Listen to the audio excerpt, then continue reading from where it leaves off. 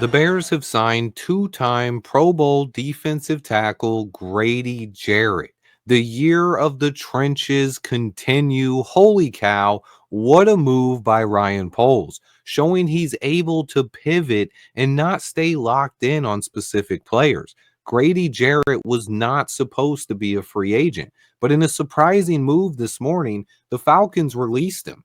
Less than 5 hours later, and he is a Chicago Bear, agreeing to a 3-year deal worth $43.5 million, the third signing of the day by the Chicago Bears. But what everyone wants to know, what does Grady Jarrett bring to this defensive line? Let's get right into it. This is an impact player. A guy who, as long as he's healthy, is a force multiplier on the defensive line. He can play the run, he can get after quarterbacks, and he demands double teams. He comes to the Bears at age 31, but he still has some really good football left in his tank. This move completely upgrades the defensive line while giving Ryan Poles ultimate flexibility as we head towards the NFL draft. In 2024, Jarrett only had 2.5 sacks, but he still had 9 quarterback hits but he still got after quarterbacks, having 34 pressures and 9 QB hits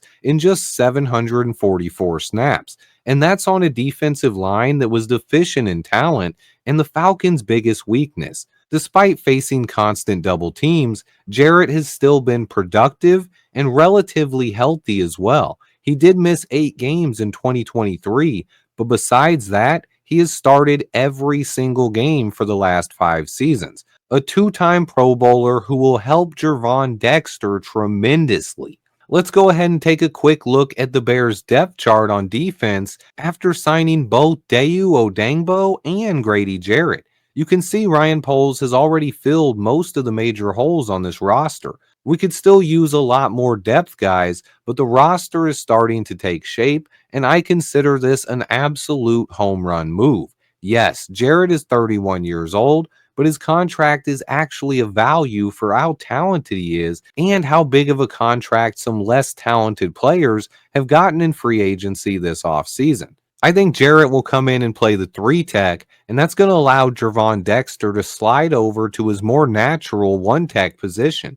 Him and Andrew Billings will be our nose tackles, while Zach Pickens can learn behind Grady Jarrett as a 3 tech. Jarrett is a Pro Bowl talent who still has a couple of good years of football left. He's going to come in and be a leader on this defensive line and instantly upgrades the entire defense. This is a big time signing by Ryan Poles. I have to give both the Drew Dahlman and the Grady Jarrett signings A pluses. These are home run signings.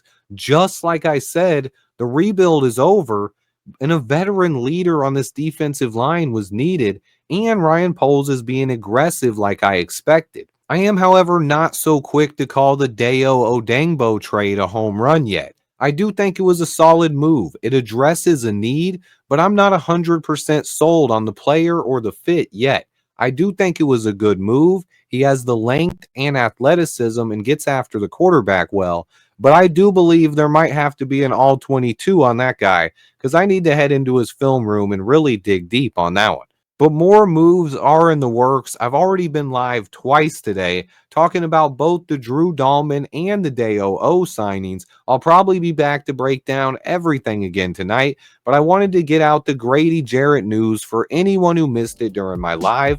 Please remember to hit that like button for me, guys. Stay tuned, and until next time, bear down.